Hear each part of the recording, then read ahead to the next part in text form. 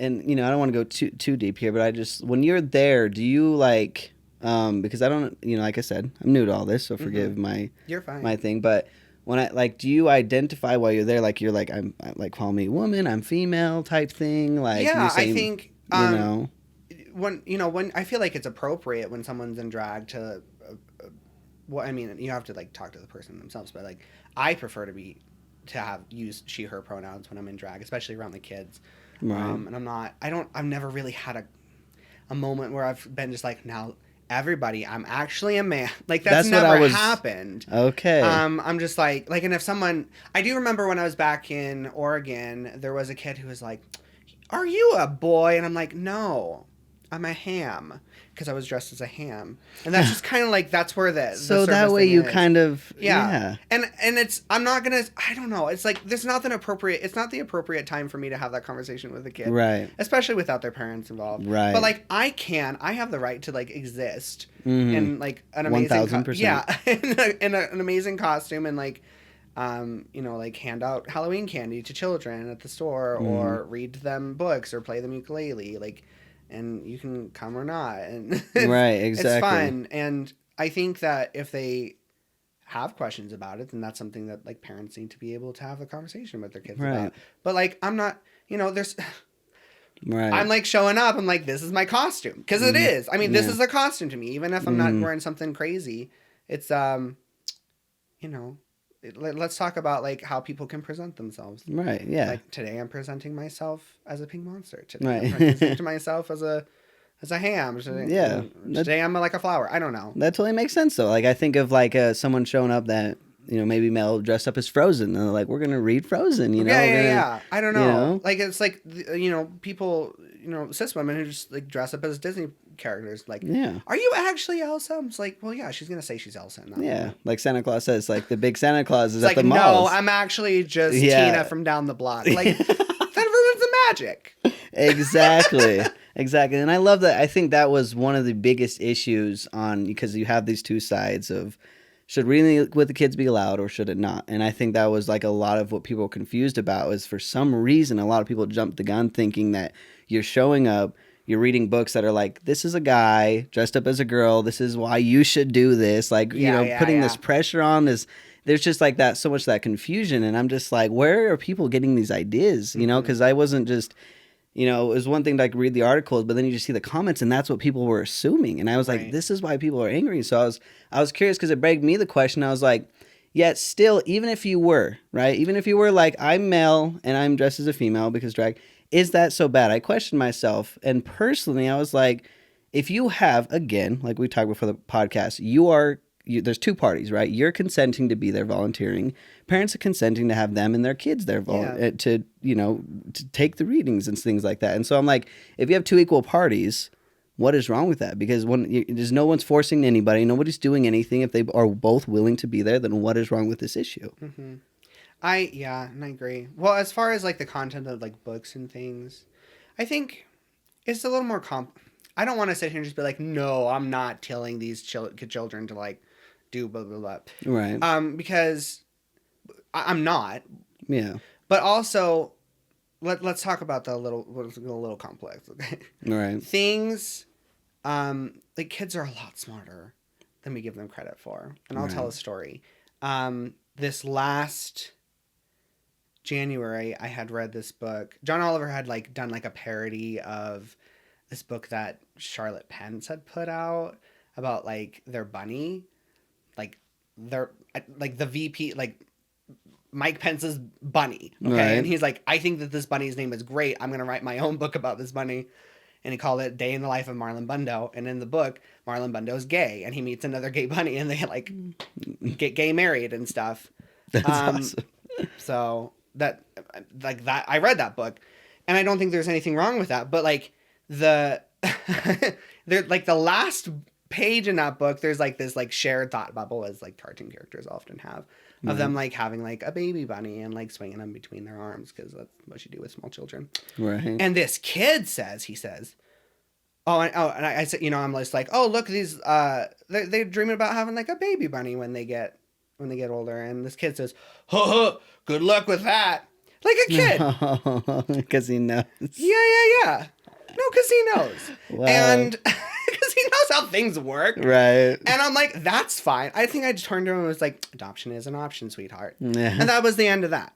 But, you know, to sit here and just be like, oh, kids, they're so innocent. We can't, Yeah. like, introduce topics of the world with them in, like, like an age-appropriate manner. Yes. I think that's ludicrous to me. Yeah. Because they already know, and it was heartening to me because I also felt like you said, like they're like parents are coming. This is like a consensual, like we're all coming together to like create a very like positive and nice experience. Exactly. But that doesn't mean that all these kids are like on board or like understand everything about queer culture or like gay people or trans people or whatever. Right. Like they're part of this world too. They grow up in the world. And exactly. And if I can be the one to just subtly like let them have a moment where they realize that things are not exactly how they in like a very like child appropriate manner, that's a powerful moment. Yeah, it very much is. I agree.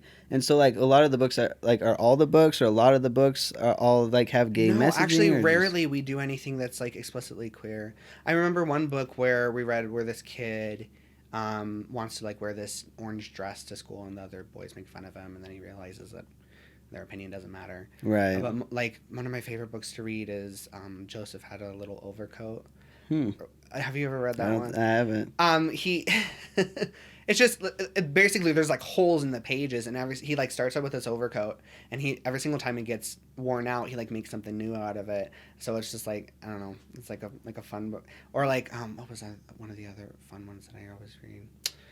So you're saying like if parents wanted to bring their kids to the class, you'll already say the books that you're going to read ahead of time. Oh yeah.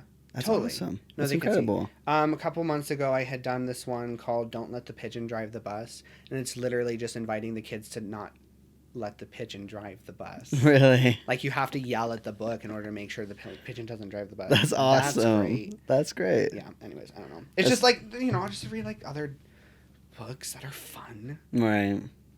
Sing songs. I'm trying to encourage kids to like, 1, respect other people. 2, believe in themselves. And 3, respect themselves. Mm-hmm.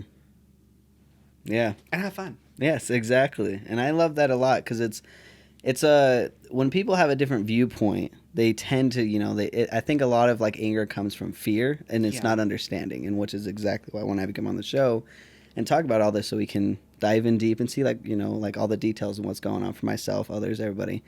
But one thing like that, is different to me when you say, yeah, like we might read a gay book, what I'm saying? Like you said, it's 2 consensual parties, which is totally okay to me, because in the fact that people act like you said, kids are these very innocent, we have to keep them from the world, and some ways you can and should, and you're your own parent, you do your absolutely own thing, you raise your kid the absolutely own way you want, but you got to keep in perspective that there's religions out there that get kids baptized at 7 years old. There's things that, you raise your kids from a very early point that you agree with, right? Because there's people out there that don't agree that, your kid being baptized at 7 years old is unnormal, not natural, blah, blah, blah. But other people are like, no, this is like completely normal because they're totally unaware of each other's backgrounds, history, thoughts, comments, concerns, everything and above. And so it's like, again, when you have 2 equal parties, no one's going to go and stop that child from being, like, oh, stop the baptism. Like, no, they're not going to do that. They're like, you do your thing. You raise your kid like the way you want to raise your kid, the best way you think this kid will survive and do the greatest in this world, as will other parents. And some parents think that diversing their kids at this young of an age is a good thing, which I would agree with. I think so too. And I on a further point, I feel like one of the things that was said to me, someone asked me, please just make sure you're keeping, kids as innocent, or like don't confuse kids if it's possible. Like try not to throw these children into confusion. Right. And for me, it's like I'm trying to do the exact opposite, honestly. Right. Like I do care about, like I said, kids are the future. And I was very confused when I was a kid. Really? I didn't know what to do. I grew up in a very religious household, and I didn't know what to make of my identity or my attraction to other boys, and why I wanted to like dress up in crazy costumes, and these are things that were around when I was, and I just feel, and I say this all the time, this is the type of program that I would have appreciated when I was a kid. And I don't have the ability to turn a kid gay or trans Right. or whatever. Like that's just not something. Possible. I don't have that power. Yeah, I don't think anybody does. Yeah, no, I wouldn't want it. But I think that what people, like you said, they're angry at things that they're afraid of. I think that what they're concerned about really is that I'm going to give them the vocabulary that they need to address their identity or understand somebody else.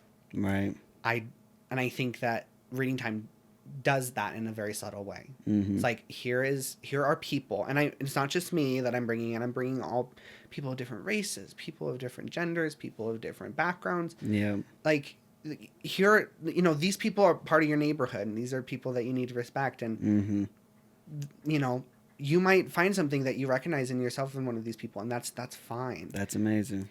Again, I'm not addressing it directly, but there is a subtle power in just the representation and like me being in public life and like showing kids a positive representation of that. And I think that was one of the biggest issues about this entire thing was that it's trying to stop what's happening. And that's like a no-go. Like I said before, like I read online, there's over 5,000 religions. And so you're like, man, that's crazy, because that's 5,000 things. And then so again, like whatever you believe is 100% okay. However you raise your kids, how you ever do these things is completely okay. But you can't stop 4,999 religions. You can't go like, go against every single one and get everyone canceled and stopped, because when you have two equal parties, a religion that's willing to take people in and people that want to be taken in, that's okay because you have two equal parties again. But trying to stop them, that's not okay, because you're trying to tell someone else to stop their lives. Like I may have my own religion, but I have all the way friends from atheism all the way up to very hardcore Mormons and everything in between too. I love how that's that's like your spectrum right there. Yeah, I know that's atheism to Mormonism. Yeah, and I know it's so much more diverse. I know it's wherever you're located. There's but that's very Idaho of us. Yes, it is very Idaho. But yeah, like when it comes to the world, like it's huge. Like I just learned this fact the other day. Do you know that more than half of the world does not kiss to show love or affection? That's sad. Isn't that crazy? But like it's also like isn't that crazy? Because here you're like, oh, you kiss. But other countries like that, you're sharing germs. Like that's gross. Like and people have like different ways of of expressing affection. They do. But my whole point is there's just so much out there. You can't. I mean, a parent wishes they could stop what they think harm is to their child. Any parent would. They want their child to grow up the best way they possibly can. Yeah. But you can't stop. So what I love about this whole thing is you are kind of in a direct but indirect way, kind of like this is what you'll see in the real world. You know what I'm saying? Like, and you're like you said, you're not pushing it. You're not doing anything. This is just how it is. Right. No, that's it. That's the tea, friends. That's the tea. Spill the tea.